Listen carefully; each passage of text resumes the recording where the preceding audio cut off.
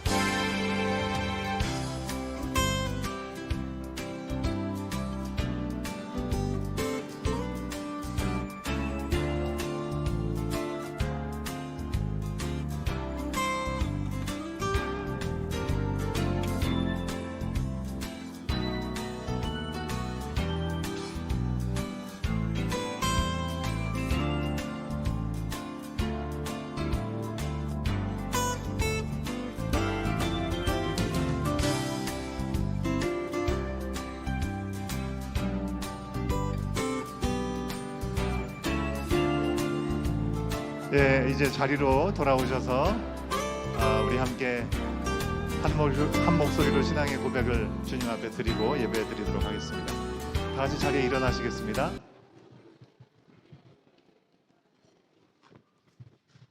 우리의 신앙을 사도신경으로 함께 고백하시겠습니다. 나는 전능하신 아버지 하나님, 천지의 창조주를 믿습니다. 나는 그의 유일하신 아들 우리 주 예수 그리스도를 믿습니다.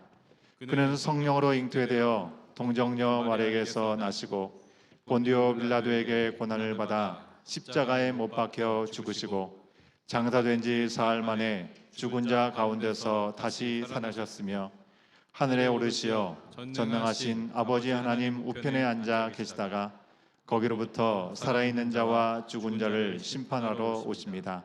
나는 성령을 믿으며 거룩한 공교회와 성도의 규제와 죄를 용서받는 것과 몸의 부활과 영생을 믿습니다. 아멘.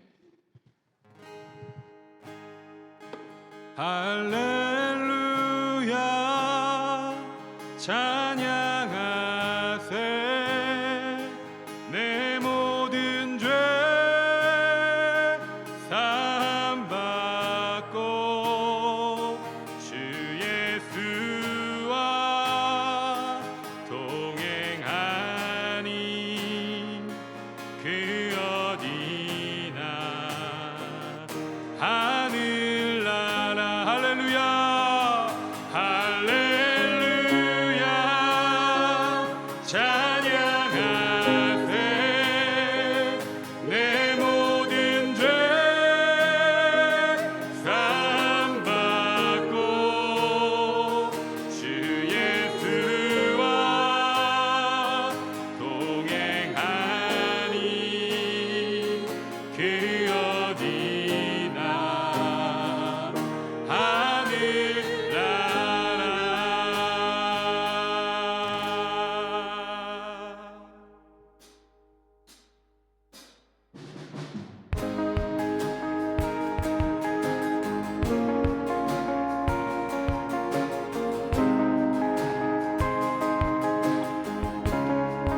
이제 우리 믿음의 고백을 주 앞에 드립니다. 우리의 영혼이 언제나 주님과 동행함으로 주님과 함께함으로 주의 그 평강과 은혜 가운데 거한 우리의 삶 되게 하여 주시옵소서. 고백하는 마음으로 함께 찬양하겠습니다. 내 영혼이 은총이 입어 중한 죄짐 벗고 보니 슬픔 많은 이 세상도 천국으로 파도다. 아멘.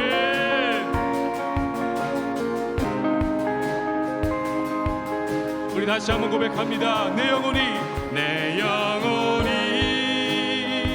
은총이 입어 중한 죄짐 벗고 보니 슬픔 많은 이 세상도 천국으로 파도다. 할렐루야 할렐루야 찬양하세 내 모든 죄 사함받고 주 예수와 동행하니 그 어디나 하늘나라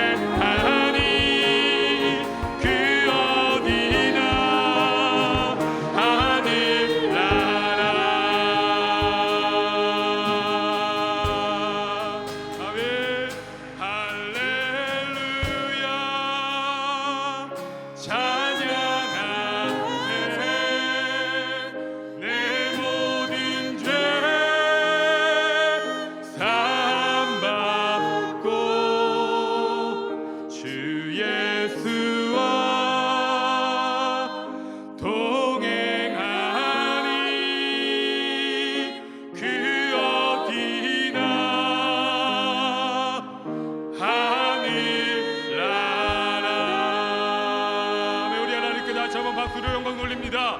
주님의 나라가 이 가운데 임하게 하여 주옵소서. 아멘. 아멘.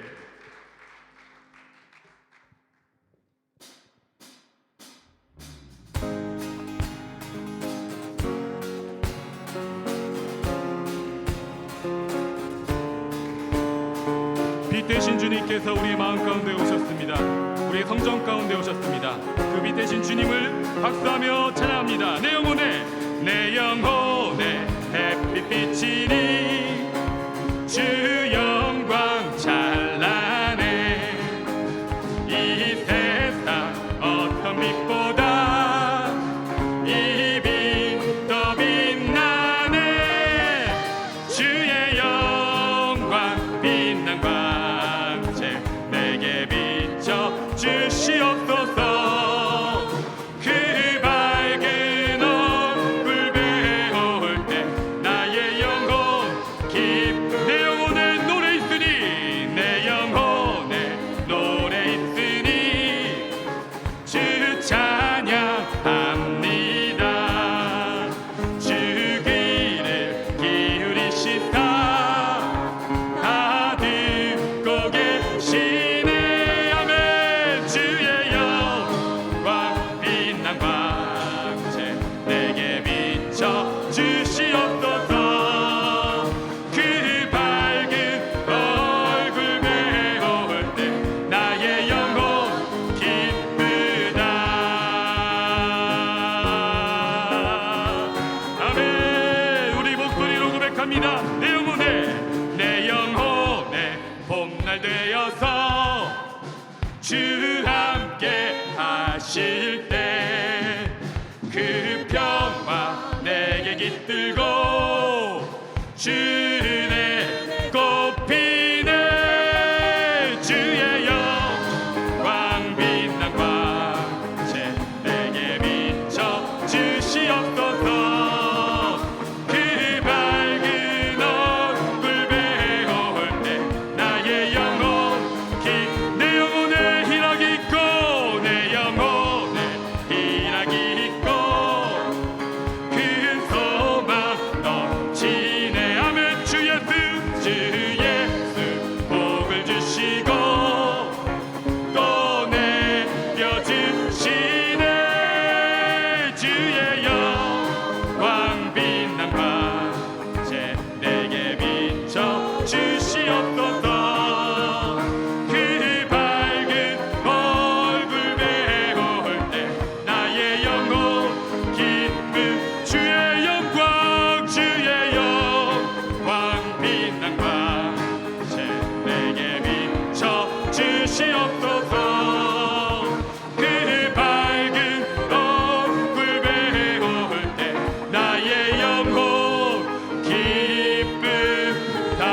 왜 우리 기쁨의 박수로 하나님께 영광 돌립니다. 주의 영혼을 아버지 우리의 영혼을 주의 빛으로 비춰 주옵소서. 아멘. 아멘. 주의 영광 빛난 광채 내게 비춰 주시옵소서.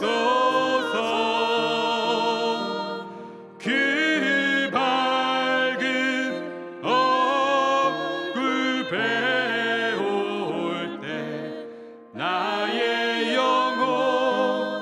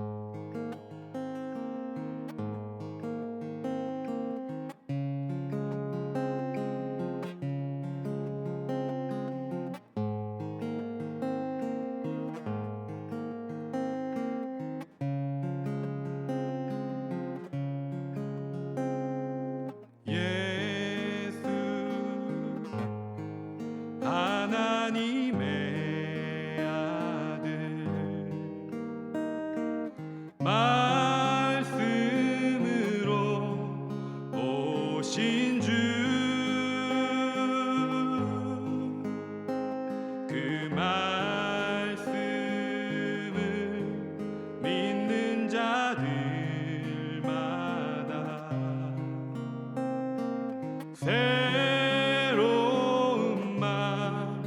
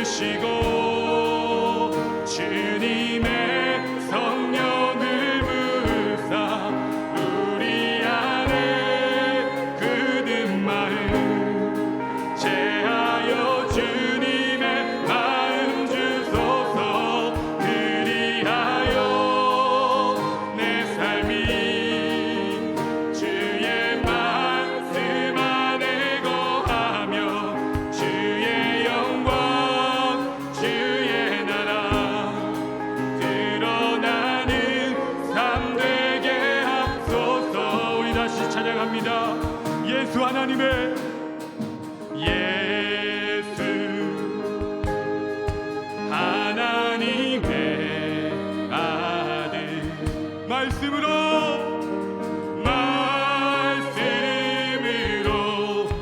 오신 주 그 말씀을 믿는 자들마다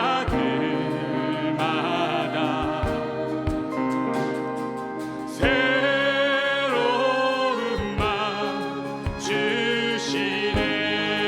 아멘. 예수 하나님의 본체 예수 하나님의 본체 사랑으로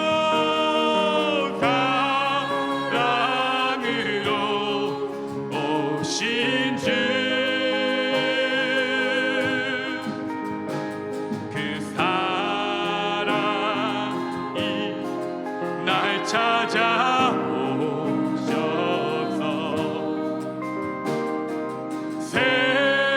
새로운 맘 주시네. 아멘. 우리의 마음 돌이켜 주의 말씀 앞에 나와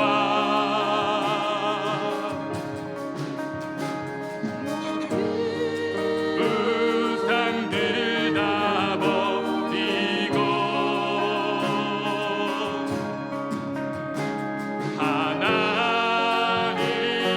하나님만 경배하네. 새로운 맘 주시고 주님의 성령을 부으사 우리 안에 굳은 마음 제하여 주님의 마음 주소서. 그리하여 내 삶이 주의 말씀 안에 거하며 주의 영광 주의 나라 드러나는 삶 되게. 새로운 맘 주시고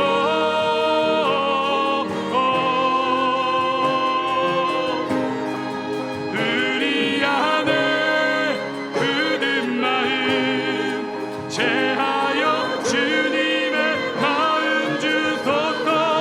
그리하여 내 삶이 주의 말씀 안에 거하며 주의 영광 주의 나라 드러나는 삶 되게 하소서.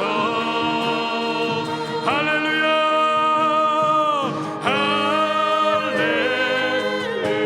할렐루야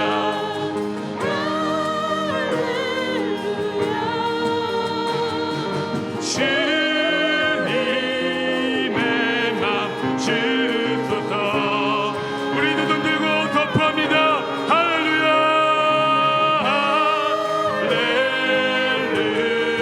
할렐루야 할렐루야 주님의 맘 주소서. 우리 한 번 더 선포하며 할렐루야 할렐루야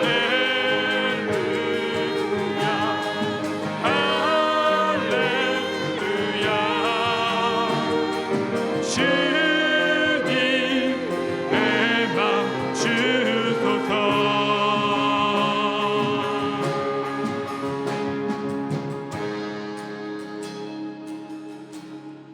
새로운 맘 주시고 주님의 성령을 부으사 우리 안에 굳은 마음 제하여 주님의 마음 주소서. 그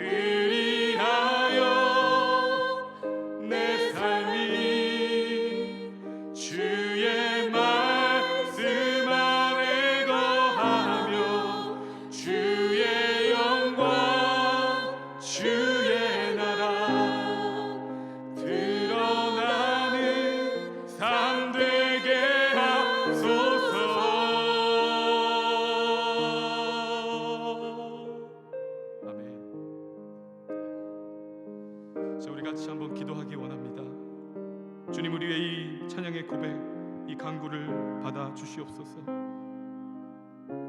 빛 대신 주님, 그 누구도 거부할 수 없는 그 광채와 같은 그 빛 대신 예수 그리스도가 이 시간 우리의 모인 이 성전 가운데, 무엇보다 우리 한 심령 각각의 마음 가운데 하나님의 그 영광의 광채로 충만하게 임하여 주시기를, 비춰주시기를 간절히 소망합니다. 하나님, 우리의 굳어진 마음들이 있다면, 하나님, 우리의 회개하지 못하는 마음들이 있다면, 하나님 앞에 나아가지 못하는 그런 마음들이 있다면 그 빛으로 모든 어둠이 물러가게 하시고 이 시간 한마음 한뜻으로 오직 하나님만 바라보며 주께 영광 돌리는 예배를 드리게 하여 주시옵소서. 우리의 겉모양만이 아니라 주의 말씀을 하나님의 말씀으로 받고 말씀이신 예수 그리스도가 우리 안에 살아 역사하는 이 예배가 될 수 있도록 하나님 함께하여 주옵소서. 우리 공동체 가운데 각 가정마다 우리 믿음의 다음 세대 자녀들의 심령 가운데 이 시간 하나님의 영광의 빛으로 충만하게 임하시고 비춰주시옵소서. 우리 주여 한번 부르짖고 간절히 주 앞에 기도하며 나아갑니다. 주여,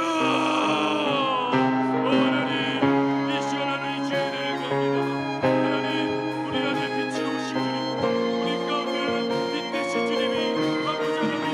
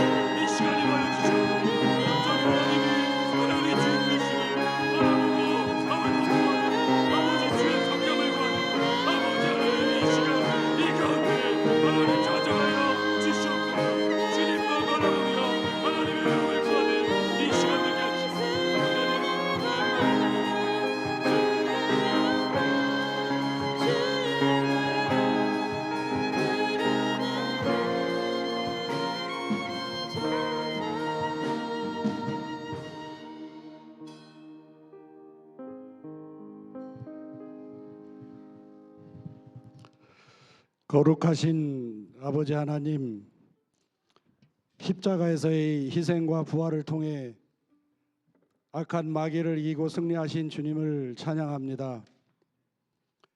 승리하신 주님을 따라갈 때 주님께서 우리에게도 승리를 주실 것을 믿는 믿음으로 간절히 아버지 앞에 나아가게 하시니 감사와 영광을 드립니다.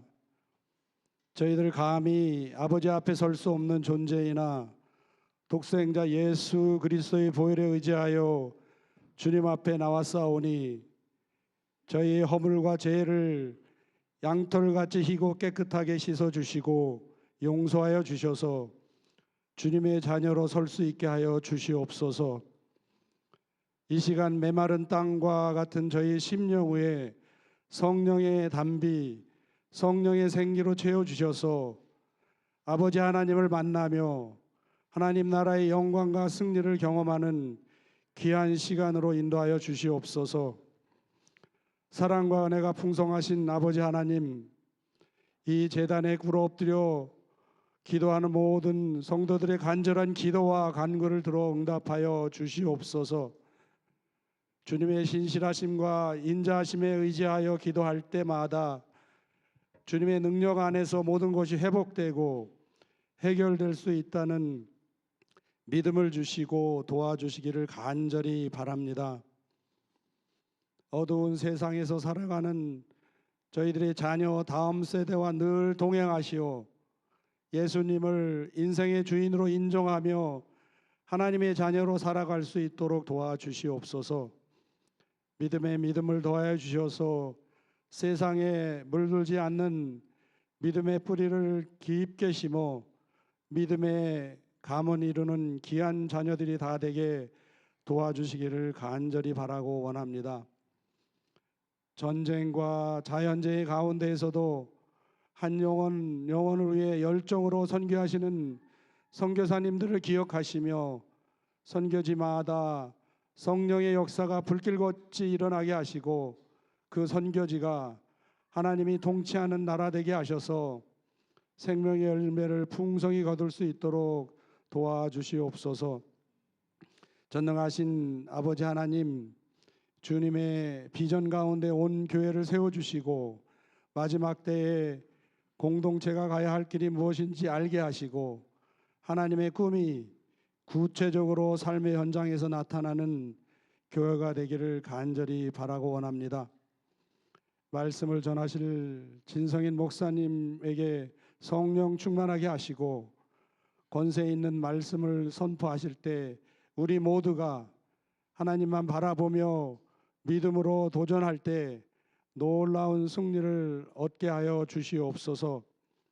우리의 욕심과 정욕은 십자가에 못 박고 오직 예수님의 향기와 흔적을 남기는 주님이 기뻐하시는 삶 살아가게 도와주시기를 간절히 바라며 예수님의 이름으로 기도합니다.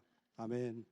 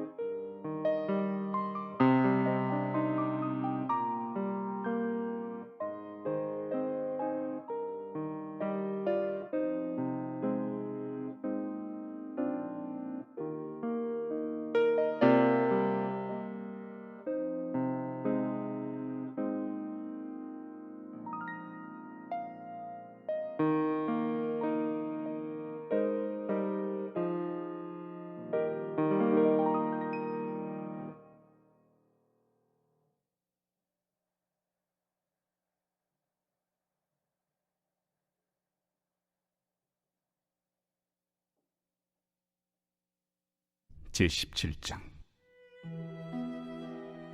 엿새 후에 예수께서 베드로와 야고보와 그 형제 요한을 데리시고 따로 높은 산에 올라가셨더니 그들 앞에서 변형되사 그 얼굴이 해같이 빛나며 옷이 빛과 같이 희어졌더라. 그때 모세와 엘리야가 예수와 더불어 말하는 것이 그들에게 보이거늘 베드로가 예수께 여쭈어 이르되 주여, 우리가 여기 있는 것이 좋사오니 만일 주께서 원하시면 내가 여기서 초막 셋을 쥘때 하나는 주님을 위하여, 하나는 모세를 위하여, 하나는 엘리야를 위하여 하리이다. 말할 때 호련히 빛난 구름이 그들을 덮으며 구름 속에서 소리가 나서 이르시되 이는 내 사랑하는 아들이요 내 기뻐하는 자니 너희는 그의 말을 들으라. 제자들이 듣고 엎드려 심히 두려워하니 예수께서 나와 그들에게 손을 빼시며 일어나라, 두려워하지 말라. 제자들이 눈을 들고 보매 오직 예수 외에는 아무도 보이지 아니하더라. 그들이 산에서 내려올 때 예수께서 명하여 이르시되 인자가 죽은 자 가운데서 살아나기 전에는 본 것을 아무에게도 이르지 말라. 그러면 어찌하여 서기관들이 엘리야가 먼저 와야 하리라 하나이까? 엘리야가 과연 먼저 와서 모든 일을 회복하리라. 내가 너희에게 말하노니 엘리야가 이미 왔으되 사람들이 알지 못하고 임의로 대우하였도다. 인자도 이와 같이 그들에게 고난을 받으리라. 그제서야 제자들이 예수께서 말씀하신 것이 세례 요한인 줄을 깨달으니라.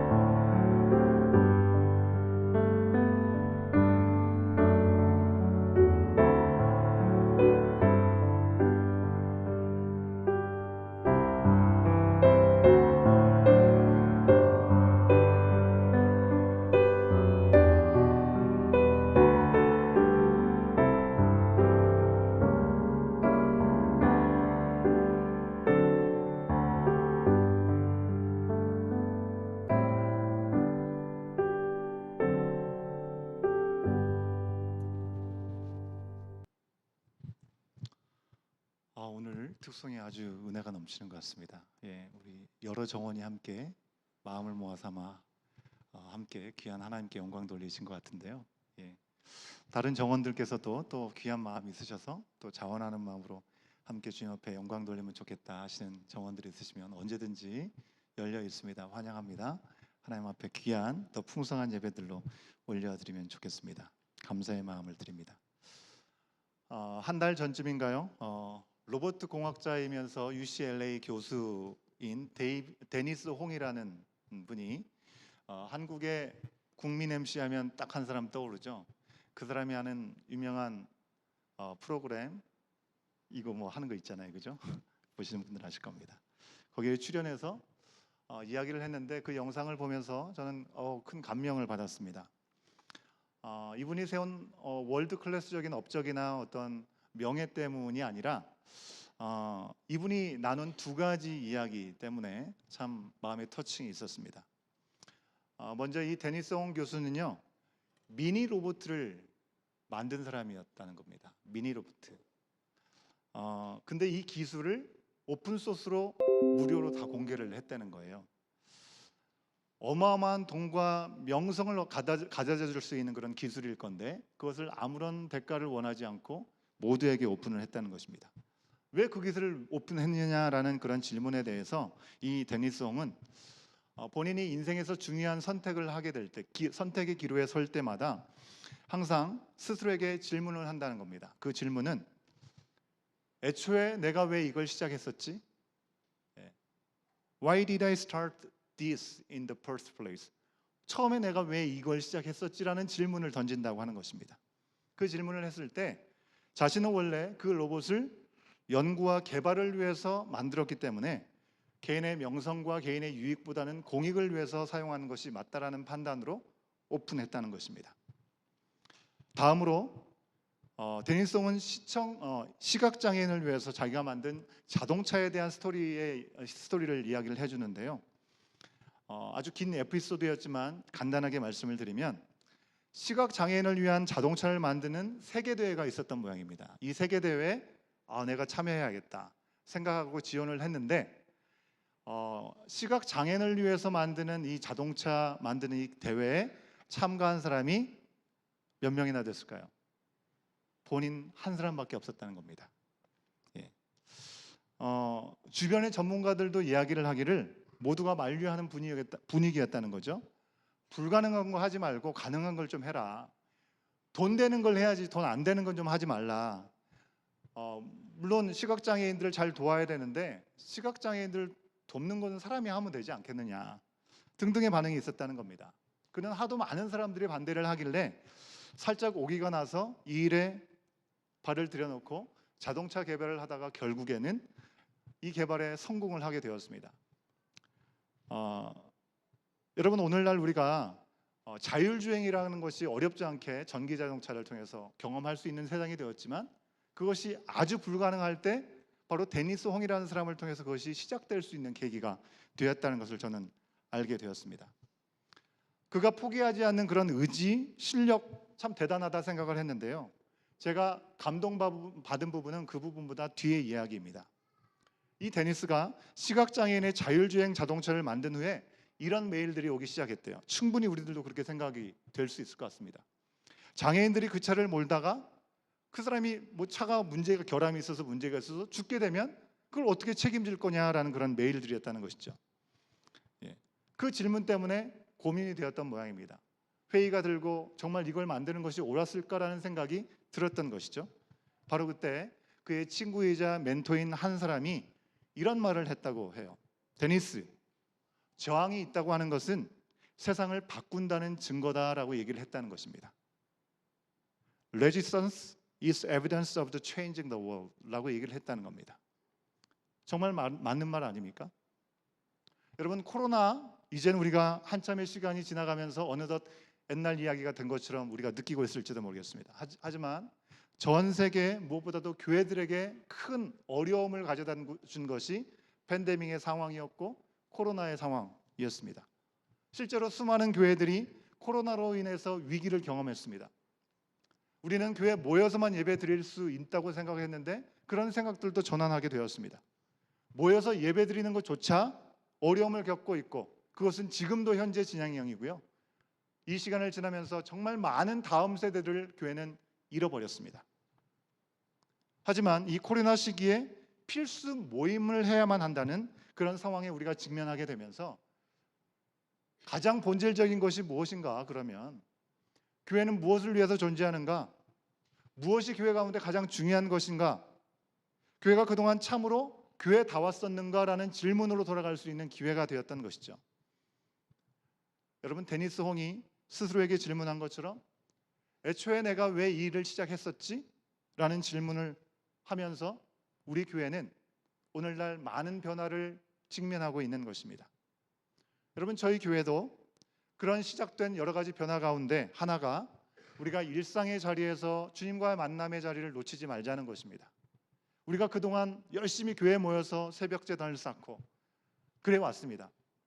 하지만 우리의 삶의 자리가 정말 예배 자리가 돼야 되고 우리가 그동안 계속해서 얘기해왔던 부분이지만 현실로 그 부분들을 경험할 수밖에 없는 시간을 지나면서 교회에 모여서 우리 함께 예배 드려야 되는 시간들은 집중해서 해야 되겠지만 그 외에 대부분의 많은 시간들이 우리의 삶의 자리가 바로 예배의 자리가 될 수 있어야 된다. 그런 마음으로 일상에서의 매일 묵상을 우리는 변화를 가지고 시작했습니다. 여러분, 재미있는 것은 제가 내 책들을 보면서 연구하고 그러면서 참고하면서 이렇게 하면 좋겠다 한 것이 아니고요. 기도하다가 그런 마음을 주셨는데 사역자들에게도 일치된 마음을 주고 우리 리더십들에게도 같이 동의가 되어서 시작한 부분인데 처음에는 좀 어색하고 좀 뭔가 맞지 않다고 생각하시는 분들도 계실 겁니다. 새벽 기도회를 하면 당연히 사역자가 설교를 해야 되는데 설교는 없고 말씀만 묵상하게 되니까 무엇인가 어색한 분들도 많이 계셨겠지만 너무나 감사한 것은 이제 많은 분들이 이 매일 묵상의 은혜를 나눠주고 계시다고 하는 것입니다. 제가 이번 주에 또 한국에서 나온 기독교 신문의 기사를 봤는데요.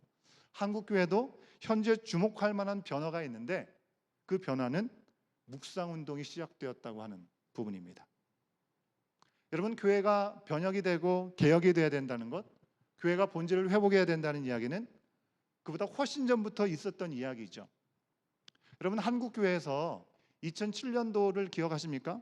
2007년도에는 1907년에 있었던 평양의 대부흥운동 있었던 지 100년이 되는 해죠. 그래서 100주년을 맞이해서 어게인 1907이라는 그런 운동을 전개했었습니다.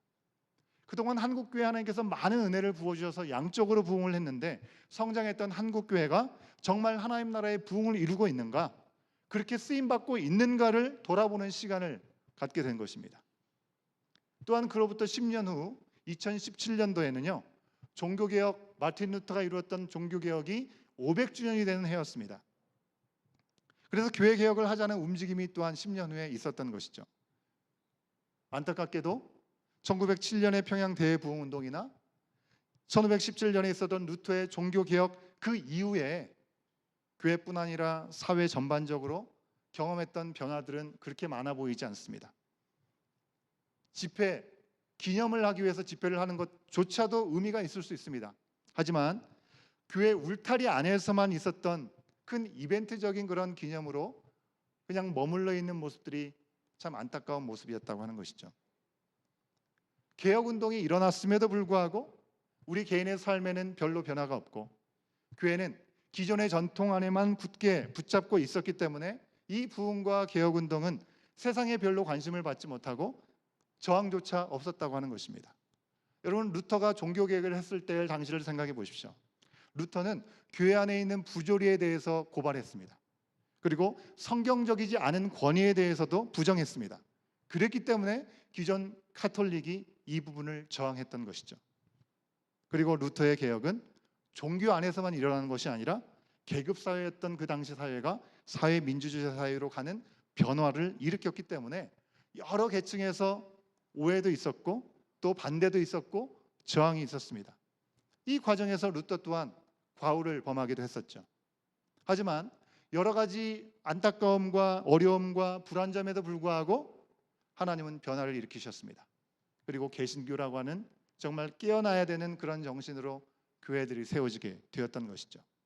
여러분, 데니스 교수가 말한 대로 저항이 있다고 하는 것은 세상이 변화된다라는 증거라는 것을 확인해 주는 내용이 아닌가 생각이 듭니다. 여러분, 예수님께서 이 땅에 오셨을 때 병들고 귀신 들리고 그리고 가난하고 소외되고 영적인 갈급함을 가지고 있었던 사람들, 수많은 무리들이 예수님을 따라왔죠.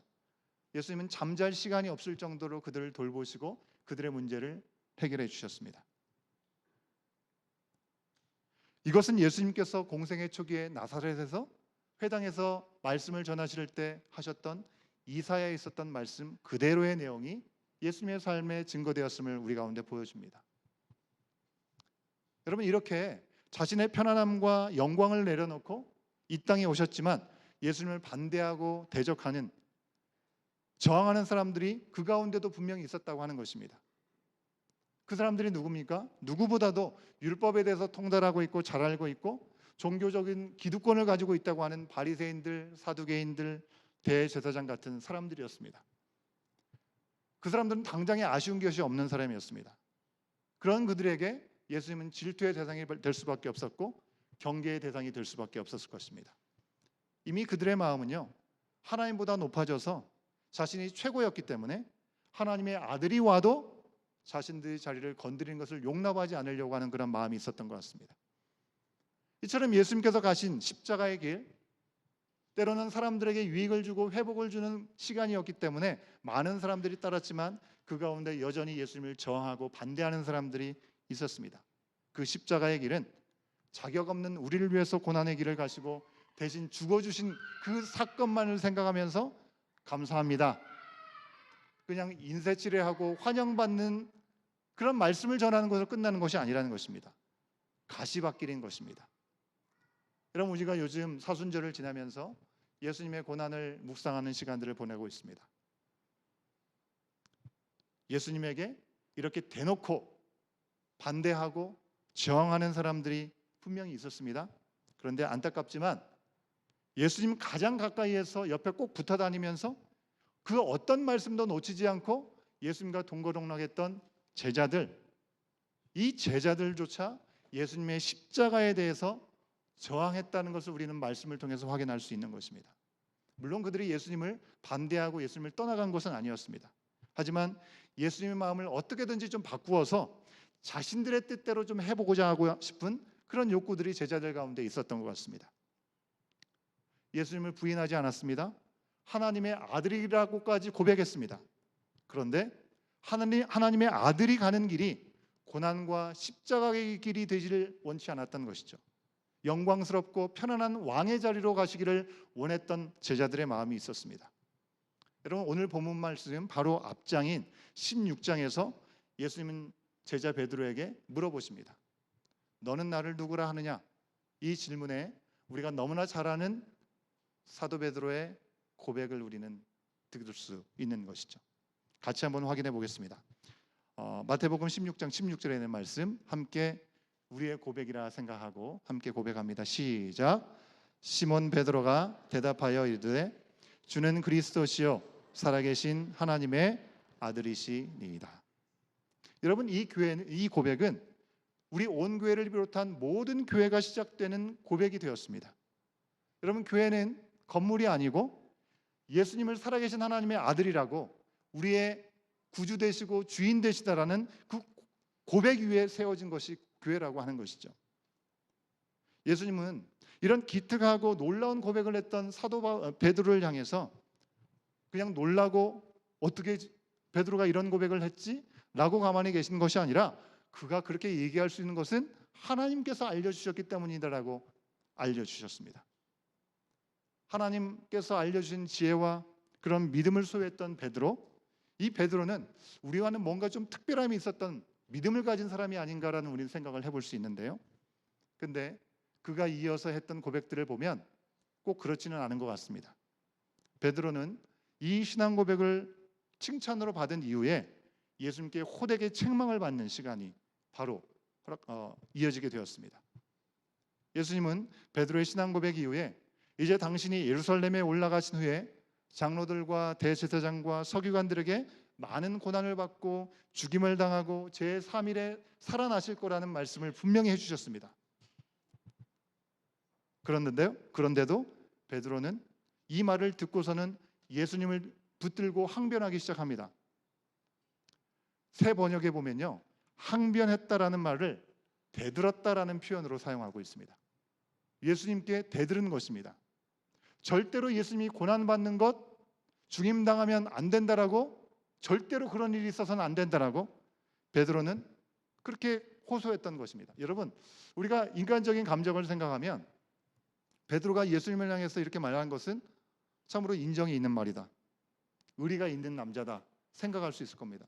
아니, 예수님이 어떻게 그런 고난을 당하십니까? 절대로 그런 일이 일어나서는 안 됩니다라고 얘기를 한 것 같습니다.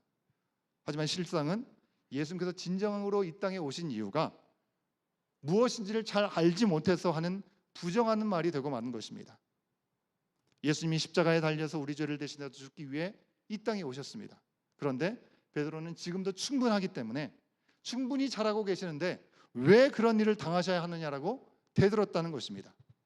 이 부분에 대한 말씀을 새 번역 성경으로 보면 이렇습니다. 마태복음 16장 22절과 23절에 있는 말씀, 새 번역의 말씀을 우리가 같이 한번 읽어보겠습니다. 함께 읽습니다. 시작.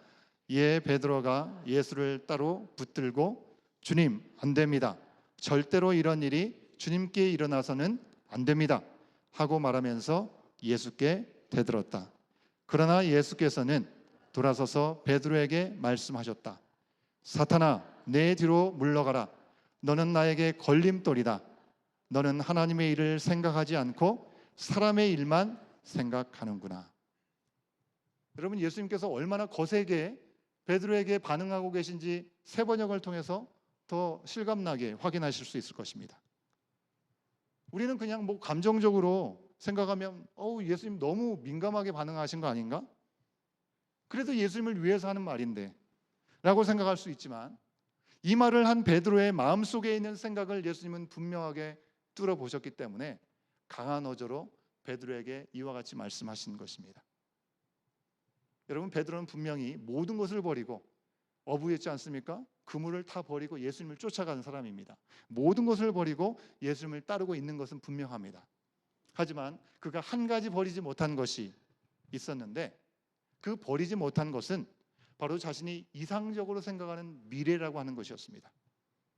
베드로는 그리스도로 오신 예수님, 새로 왕이 되실 예수님을 따르면서 찬란한 영광의 미래를 그림을 그리고 있었던 것 같습니다. 그런데 예수님은 고난당하고 죽임을 당하실 거라고 얘기를 하시니 자신이 생각했던 그림과는 다른 그림인 것이죠. 이것만은 막아야 된다라고 생각했던 것 같습니다.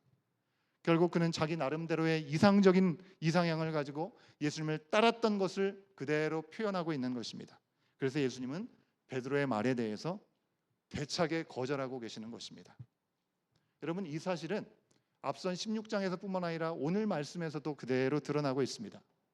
베드로의 신앙 고백 그리고 책망을 받은 그 이후에 예수님은 베드로와 야고보와 요한 세 사람을 데리고 산에 오르셨습니다. 보통 이 산을 우리는 변화산이라고 얘기를 합니다. 예수님께서 기도하시다가 그곳에서 얼굴과 옷이 해와 빛처럼 환하게 변하셨다라고 했기 때문에 우리는 변화산이라고 얘기합니다. 이때 변해서 계속 변한 모습으로 예수님께서 계속 계신 것이 아니라 그 산에 있을 잠시 동안만 아주 놀랍게 변화되셨습니다. 일시적인 변화였습니다. 왜요? 제자들에게 예수님이 진정 하나님의 아들이심을 잠시나마 확증해 주시는 시간이었던 것 같습니다. 예수님은 그 자리에서 모세와 엘리야, 그들이 늘 들었던 말씀 속에 있는 거인과 같은 신앙의 선배들을 눈앞에서 보게 되니 얼마나 놀랐겠습니까? 그 모세와 엘리야와 예수님이 이야기를 나누신 것입니다. 그런데 여기에서 바로 베드로의 본색이 한 번 더 드러납니다. 그렇지, 바로 이거야. 내가 바라고 꿈꾸던 천국, 주님, 여기보다 더 좋은 곳은 없어 보입니다 라고 생각한 것처럼 그는 뭐라고 얘기합니까? 만약 주께서 원하시면 여기에 제가 초막 셋을 짓겠습니다. 주님을 위해서, 모세를 위해서, 엘리야를 위해서 여기서 초막 셋을 짓고 이제 내려가지 않고 영원토록 여기에 머물렀으면 좋겠습니다 라고 얘기를 하고 있습니다. 여러분, 이번에도 베드로는요, 사람의 관점, 아니 자기 자신의 관점으로 생각하면서 크게 두 가지 실수를 하고 있음을 우리 가운데 보여줍니다. 베드로가 한 두 가지 실수가 무엇입니까? 첫 번째는요, 바로 제가 말씀드린 6일 전에, 이 일이 있었기 6일 전에 있었던 예수님이 십자가에서 고난과 죽음을 당하실 것을 말씀하셨는데도 그 사실을 다 잊어버리고 영광만을 구했던 것. 두 번째는요, 예수님을 모세와 엘리야와 같은 급, 동급으로 언급했다라는 점이 그가 했던 큰 두 가지 실수라는 것입니다. 여러분, 모세가 어떤 사람입니까? 이 유대인들이 그토록 목숨처럼 여기는 율법을 직접 받아서 기록했던 사람입니다. 그리고 예수님께서 우리 메시아가 오신다는 것을 미리 예고했던 사람이 모세였습니다. 하지만 율법의 완성자는 예수님이시죠. 엘리야는 어떻습니까? 엘리야는 예수님께서 오셔서 행하실 모든 능력을 직접 보였을 뿐만 아니라, 그리고 예수님께서 고난 당하셨던 것처럼 엘리야가 활동하던 그 당시의 왕과 왕비와 우상 숭배자들에게 엄청난 고난을 당할 수밖에 없었습니다. 예수님께서 이 땅에 오셔서 행하실 모습을 그림자처럼 예표로 보여준 역할을 엘리야가 한 것이죠. 그럼 모세와 엘리야 모두 위대한 하나님의 사람들임에는 분명합니다. 하지만 하나님의 아들이신 예수님과 같을 수는 없는 것이죠. 어쩌면 베드로가요, 하나님의 아들을 바로 옆에 두고 있는데, 그리고 늘 동행하고 있었는데 순간적으로 만나게 된 모세와 엘리야를 보면서 더 감동하고 더 감격한 것처럼 보이는 그런 모습을 생각하게 됩니다. 좀 더 쉽게 여러분에게 말씀드리면요, 이런 것이죠. 이제 어른들은 트로트 좋아하시잖아요. 트로트 가수 중에 유명한 사람이 나훈아라는 가수가 있죠, 그죠? 나우나가 얼마나 유명한지 나우나의 이미테이션 하는 너후나라는 사람도 있더라고요. 예. 진짜 생긴 것도 비슷하고 노래도 정말 똑같이 하더라고요. 너후나라는 사람이 와가지고 공연을 하는데 너무 열광적으로 환영하고 좋아하다가 마침 그 자리에 그 옆에 나우나 진짜가 있었다고 생각해 보십시오. 너우나를 보고 너무나 기쁜 나머지 진짜인 나우나에게 당신도 여기 앞에서 같이 사진 찍읍시다 라고 얘기한다고 한번 생각해 보십시오. 얼마나 웃긴 일이 되겠습니까? 우리 어린아이들은 나우나가 누군지 너우나가 누군지 잘 모를 거니까 BTS로 생각해 볼 수 있을 것 같아요.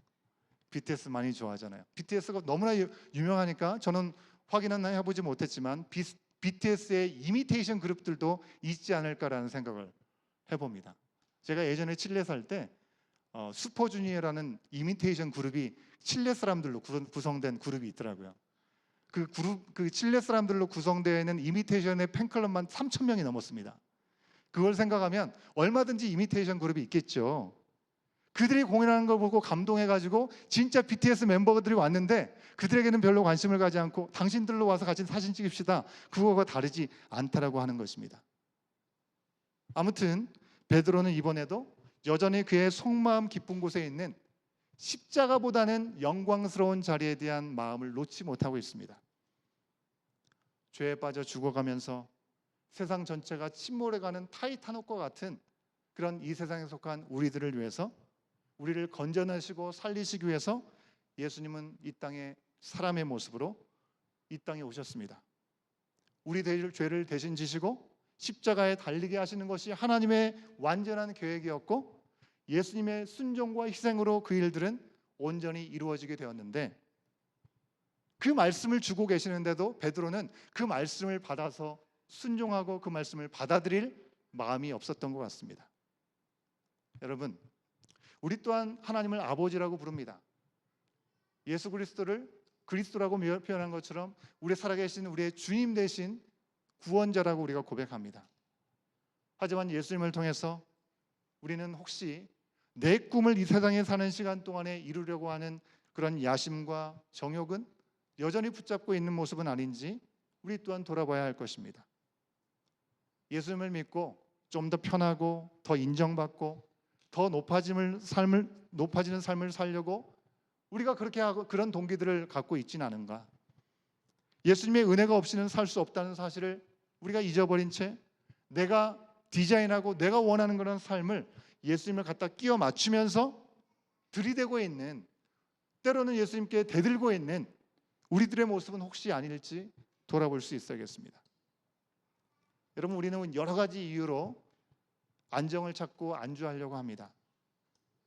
예수님께서 오셨어도 어떤 사람은 자기 자신을 자리를 뺏기지 않으려고 자기 자신을 자리를 지키려고 예수님께 저항했던 사람들이 있었죠. 제자들은요, 자기들의 꿈을 놓치지 않기 위해서 고난보다는 영광을 찾는 모습을 우리 가운데 보여주고 있습니다. 이들의 모습을 보면서 우리들은 어떻습니까? 코로나 시대 이후에 교회는 변화되어야 된다는 요청을 더욱 강하게 받고 있는 것이 우리들의 현실입니다. 이 위기를 통해서 총체적으로 예초에 왜 교회가 처음 시작되었는가 우리는 돌아볼 수 있는 기회를 가지고 있습니다. 특히 우리 온교회 공동체는 새롭게 시작하면서 더더욱 하나님께서 디자인하신 교회로 서가기 위해서 몸부림치고 있는 것이 사실입니다. 정말 잃어버린 영혼들을 향한 마음들을 놓치지 않고 영혼 구원에 우리가 모습들로 우리가 회복해야 될 줄로 믿습니다. 여러분, 물론 이 변화와 개혁이라고 하는 것은 언제나 우리를 불편하게 합니다. 베드로처럼 우리에게도 익숙하고 편하고 바라는 게 분명히 있기 때문에 저항은 생기기 마련인 것이죠. 예수님께서 자기 기대에 조금이라도 어긋나면 마음이 삐끗해서 뭔가 삐뚤어지려고 하는 것이 우리들의 본색이라고 하는 것입니다. 오늘 말씀 마지막에 그렇게 얘기하고 있지 않습니까? 엘리야가 먼저 와야 하는데 엘리야도 안 왔는데 어떻게 그 사람이 그리스도일 수 있느냐라고 얘기했던 서기관들의 의혹을 제자들도 갑자기 거기에 동의하는 마음이 생겨서 궁금해져서 예수님께 물었던 것이죠. 세례 요한이 바로 엘리야의 심령과 능력으로 먼저 와서 예수님의 길을 예비했다는 것을 그들이 봤음에도 불구하고 그런 모습을 취했습니다. 사랑하는 여러분, 우리는 우리의 기대를 넘어서 정말 하나님께서 이 시대 이 시간 가운데 우리 가운데 원하시는 것이 무엇인지를 구하면서 때로는 고난의 변화가 필요하다고 한다면 내 자화와 내가 소원하고 내가 기대하는 것들, 또 우리 공동체가 가지고 있는 어떤 전통과 익숙함도 필요하면 모두가 변해야 됩니다. 우리 가운데 결코 변해서는 안 되는 것이 하나가 있다고 한다면 그것은 오직 예수님, 우리 주님뿐인 줄로 믿습니다. 우리 주님만이, 우리 주님만을 바라보고 따르기 위해서 우리의 삶과 공동체의 둥지는요 언제나 흔들려야 합니다. 아직 날개도 다 자라지 않은 어린 아기 새를 어미가 둥지에서 먹이로 유인을 합니다. 그리고 흔들어서 나가서 날개하는 것이죠. 아직 제대로 날개도 다 자라지 않았음에도 불구하고 그런 훈련을 시킨다고 합니다. 왜요? 가만히 있다가는 그곳이 안전한 것처럼 보이지만 안전한 것이 아니라 어느 때 부지불식간에 이 천적들에게 당할 수 있기 때문이라고 합니다. 여러분, 우리의 진정한 평안은 우리 가운데 우리가 생각하는 기준의 안주함이 아닌 고난과 위험, 때로는 죽음도 불사하는 그리스도의 말씀을 따르는 거기에서 나온다는 사실을 우리는 이 시간 마음에 담을 수 있어야 될 줄로 믿습니다. 오늘 우리 하나님은 우리 가운데 말씀해 주고 계십니다. 이는 내 사랑하는 아들이요 내 기뻐하는 자니 너희는 그의 말을 들으라 라고 말씀하고 있습니다. 오직 주님만을 바라고 주님의 말씀을 따라 날마다 순간마다 우리가 세워지기를 소원하는 마음으로 주님 앞에 결단의 마음으로 주님을 향해 우리 자신을 내어드릴 수 있는 저와 여러분 우리의 모습이 될 수 있기를 간절히 소원합니다. 이 시간 다 같이 일어나셔서 우리 찬양하실 때 오직 주만이 나의 반석이시고 나의 구원이시고 산성이신, 그러기에 내가 요동치 않겠다라는 결단의 마음으로 이 시간 주신 말씀을 기억하면서 결단 찬양 주님 앞에 올려드립니다. 나의 영혼이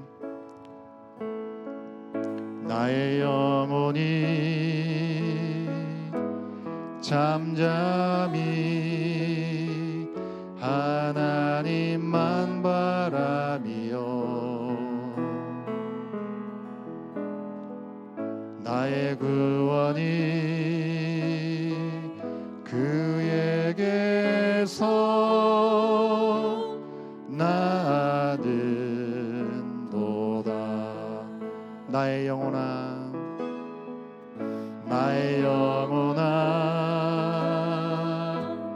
잠잠히 하나님만 바라라. 나의 소망이 저에게서 나는도다.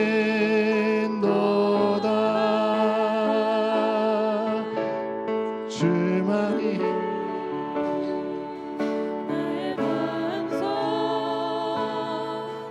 나의 구원이시니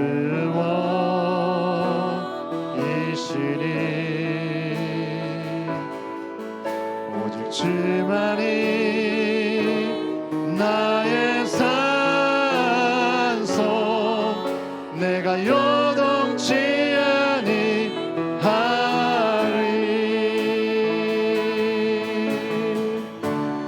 이 시간 우리 함께 주님 앞에 드리는 헌금 주님 앞에 올려드리도록 하겠습니다.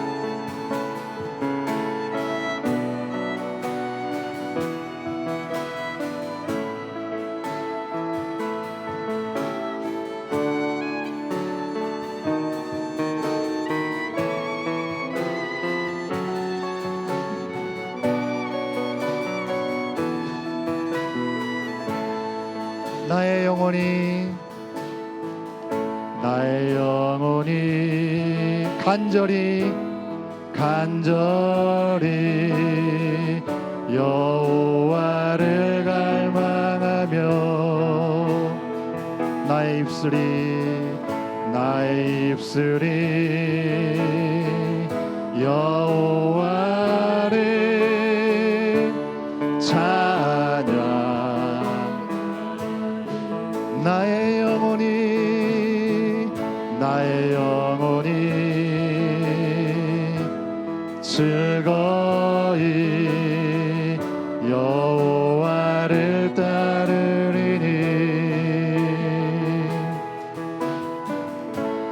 평생에 여호와를 송축하리. 오직 주만이 나의 반석, 나의 구원이시니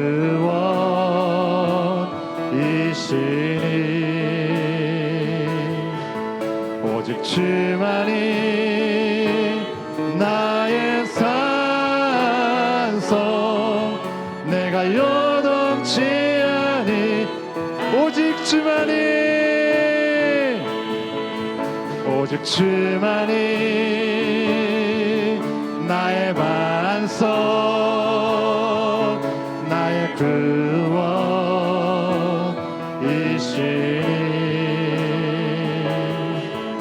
오직 주만이 나의 산성, 내가 요동치 아니. 우리 두 손 높이 들고 고백합니다. 나의 구원, 나의 구원, 나의 영 하나님께 있습니다. 하나님께 있으니 내 힘의 반석과 피난처 되시네. 오직 주만이, 주만이 나의 반석, 나의 구원이시니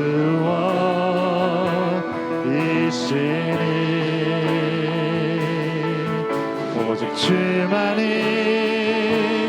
나의 산성,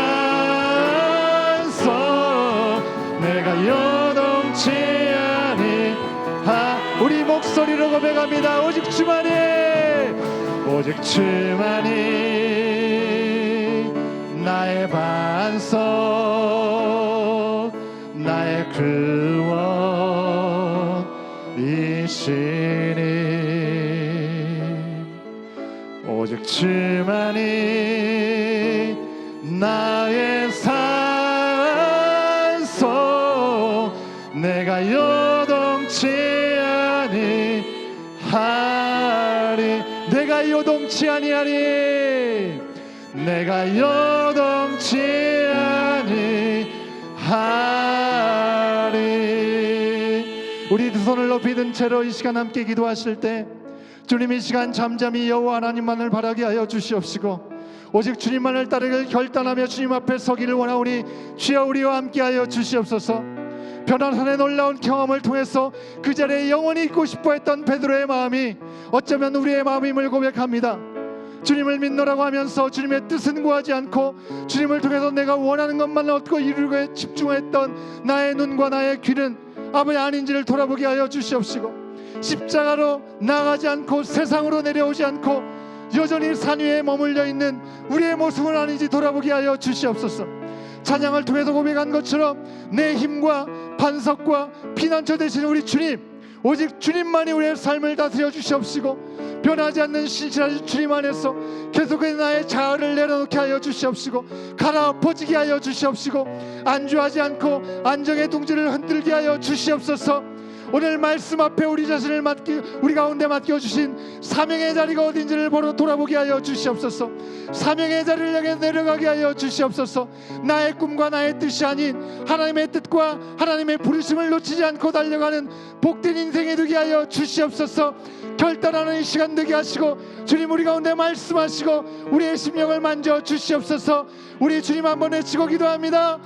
주여 아버지 하나님, 이 시간 간구합니다. 주님, 이 시간 우리 가운데 말씀하여 주신 주님, 변화산의 놀라운 역사를 경험하고도 아버지 우리 가운데 말씀하시고 우리 가운데 주신 사명의 자리를 놓치고 있는 우리들의 모습은 아닌지 돌아보게 하여 주시옵소서. 베드로가 아버지 이곳이 좋사오니 이곳에 소망 초막을 짓고 머물기를 원했던 그 마음이 바로 우리의 마음임을 고백합니다. 주님 아버지 하나님, 우리를 긍휼히 여겨 주시옵소서. 주님의 놀라우신 그 십자가의 구원의 역사 역사를 아버지 내 자신 안에 가두어 놓지 않게 하여 주시옵소서. 주님 아버지 하나님, 진정으로 지금도 잃어버린 영혼을 향해서 우리를 산 밑으로 내려보내실 때 주님 아멘하고 즉각적으로 순종하고 우리의 발걸음을 옮길 수 있는 우리의 결단이 매 순간순간 있게 하여 주시옵소서. 예수 그리스도의 놀라운 구원의 역사 앞에 여전히 나의 꿈과 내 소원을 이루는 도구를 삼고 있지는 않은 돌아보게 하여 주시옵시고, 신령 하나님의 놀라우신 내 가운데 능력 가운데 이 시간들을 주님 앞에 구별하여 드리며 아버지 하나님, 나의 힘과 내 능력으로 할 수 없사오니 여전히 붙들어 주시는 내 가운데 가난한 마음으로 주님의 붙드는 우리의 모든 심령이 되게 하여 주시옵소서. 주님을 구하오니 주님의 역사심이 경험되는 이 자리가 되게 하여 주시옵시고, 주님을 만나는 아버지 시도의 이 자리가 될 수 있도록 주여 우리를 붙들어 주시옵소서. 우리 가운데 말씀하여 주옵시고, 불같은 심령으로 주님께서 우리 가운데 일하시는 귀한 일들을 아버지 온전히 감당해 나가기를 결단하며 세상을 향해 나갈 수 있는 담대함을 우리 가운데 나가여 주시는 간절히 바라오니 주여 도와주시옵소서. 아버지 인도하여 주시옵소서. 주여 내 가운데 능력 가운데 주옵시고 아버지 인도하여 주시옵소서. 내 반석이 되시고 산성이 되신 주님을 아버지 온전히 주시옵소서. 역사하여 주시옵소서.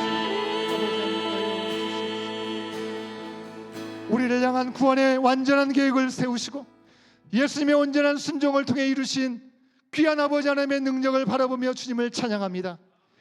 주님의 그 은혜로 오늘 우리가 여기에 있음을 기억하게 하여 주시옵시고, 온전히 감사와 찬양을 올려드리는 우리의 심령 다 되게 하여 주시옵소서.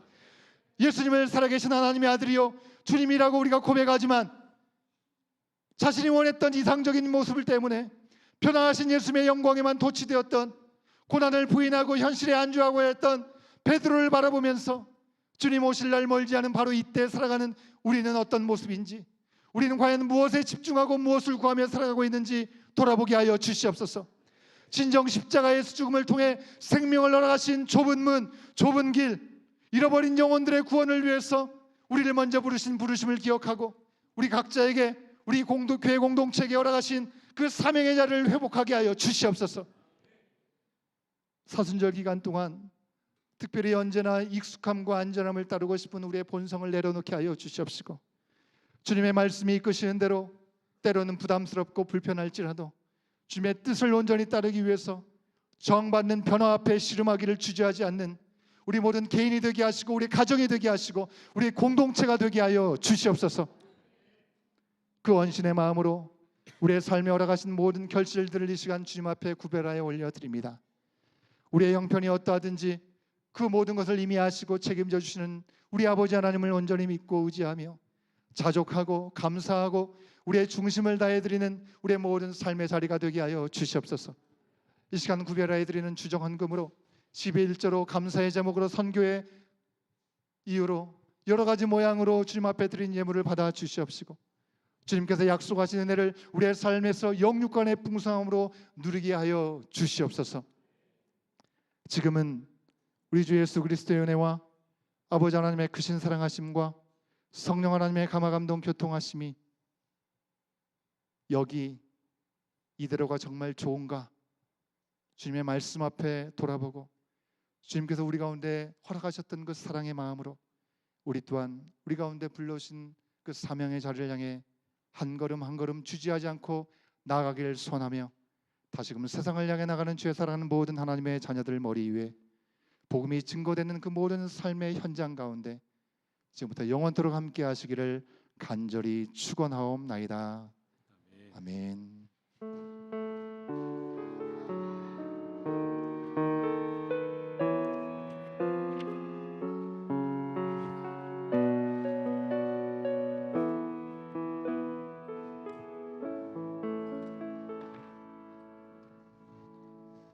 예배를 마쳤습니다. 우리 학생들 뛰지 않았으면 좋겠어. 넘어질 수 있으니까. 우리 교회학교 친구들은 내려오셔서 교육 활동하러 가도록 하겠습니다. 우리 어른들께는 광고 말씀드립니다. 사순절 지나고 있습니다. 우리 주님께서 우리를 위해서 당하신 고난의 길을 계속해서 묵상하시면 좋겠고요.